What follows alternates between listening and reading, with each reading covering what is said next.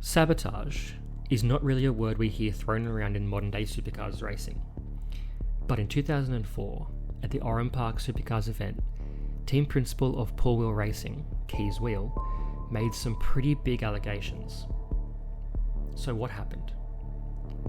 Just minutes into the Friday practice session, championship leader Jason Bright, in his PWR Commodore, reported his throttle had jammed open, resulting in him losing control and veering off the circuit.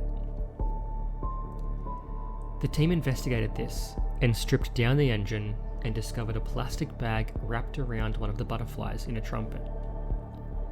Then, after further investigation, they found nuts, bolts and washers on top of one of the pistons that had jammed the engine.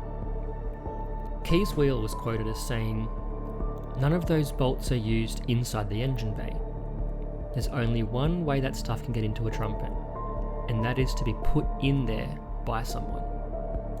So it begs the question, who did it? What happened? Why? In short, we don't know. There has been plenty of speculation around who, what, and why though. At the time, it initially seemed Keys Wheel thought it was foul play by a fellow competitor. Shortly after, that was changed, and he alleged a member of the public had broken into the pit garage between Thursday night and Friday morning. Keys said the team had not locked the pit garage and had not locked the car's bonnet pins, which goes against standard practice for that and other teams in pit lane. He alleged the perpetrator had taken the air intake box off and emptied a bag of nuts and bolts into the engine. The police weren't called because the team didn't want any further distractions from the race weekend. Keys also alleged the steering of the other car, driven by son Paul, was also tampered with. However, limited detail is known about what that entailed. Public suspicions around the incident seem to focus on two main questions. Why were the police not called to investigate, considering the alleged incident could have put driver Jason Bright in serious danger? And why did the team allegedly leave the car and garage unlocked overnight?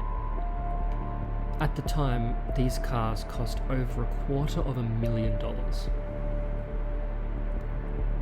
As mentioned earlier, Keys stated the authorities were not contacted, as they wanted to focus on the race weekend instead, rather than any investigation.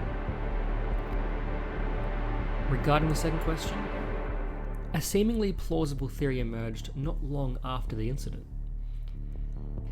Did a member of the team attempt to replace the air filter, only to stop midway and not grab the nuts and bolts out of the airbox? Was this just a cover-up for a team member mistake? That would also explain why the police weren't called to investigate. Keys did request a VESCO, which was the governing body of supercars at the time, known as Australian V8 Supercar Company, to investigate, and they found no evidence nor cause for belief that any rival supercars team had tampered with or sabotaged the engine or steering of the PWR cars. Whatever it is that did happen, we don't know. And chances are we'll never know. For now, it will remain one of supercars' most interesting, unsolved mysteries.